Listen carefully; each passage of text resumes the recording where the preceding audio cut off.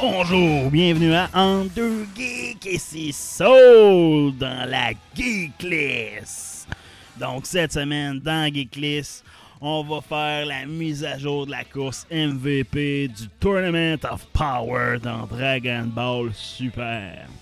Donc comme chaque semaine, je décerne 3 étoiles à mes combattants préférés ou les combattants qui sont plus mis en valeur dans l'épisode. Donc, ceci étant la 3e épisode, on commence par la 3e étoile, Frost. Donc, spoiler alert, Frost élimine Krillin d'un coup de queue.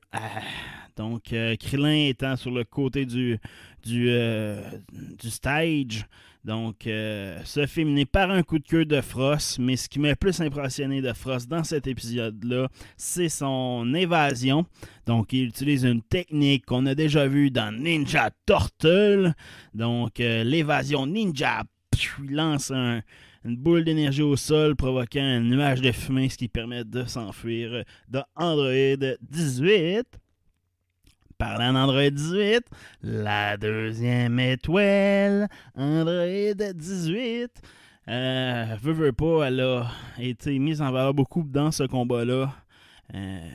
Avec premièrement un premier combo contre Shosha. Donc, très intéressant, le nouveau personnage qu'on a pu rencontrer, un des 2 guerriers à l'apparence de chien de l'univers 4. Donc, premièrement, plusieurs combos contre Shosha.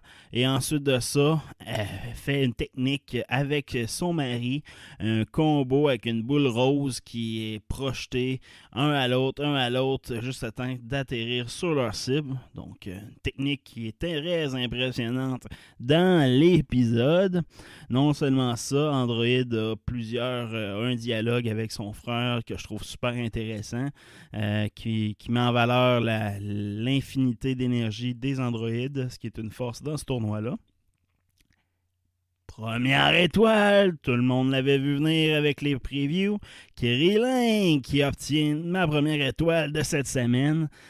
Krillin non seulement fait une passe à la palette, comme on dit, à Roshi, en lançant un Destructo 10 qui se sépare en 3, blesse Lilu, qui est un nouveau personnage aussi qu'on a vu cette semaine, c'est-à-dire l'oiseau vert de l'univers 10. Donc, Krillin fait 3 Destructo 10 et le dernier atteint l'aile de Lilu, Lilu, l'oiseau vert. Donc, étant blessé, Roshi voit une opportunité pour effectuer un Kamehameha qui élimine Jiru à ce moment-là. Ensuite de ça, Krillin joint les forces d'Android pour éliminer Shosha, comme j'ai mentionné tantôt, avec son combo. Et termine en affrontant un guerrier qui ne se fie qu'à son odorat. Un callback au bon vieux Dragon Ball, Dragon Ball, le 21e tournoi. Donc, un guerrier qui utilise encore, c'est que le combat tourne autour de l'odorat. Krillin, provoquant ce guerrier, a un plan secret. Il le dit à sa femme. Et au moment que la mêlée commence, il lance un de ses souliers puant en plein dans le nez de Machora, qui est le dernier personnage qu'on a pu apprendre son identité dans cet épisode. Donc le 2e guerrier à l'allure apparence de chien ou de renard. Donc celui-ci étant aveugle et que le Taioken, donc le Solar Flare, n'était pas effectif. Krillin utilise sa technique, la bonne vieille technique des souliers puants en plein visage, ce qui a permis d'éliminer Machora. Malheureusement, Krillin a été éliminé tout de suite par après. Mais bon, Krillin mérite la première étoile. Donc, c'est un peu à prévoir vu le titre de l'épisode. Donc, heureux d'avoir présenté mes 3 étoiles.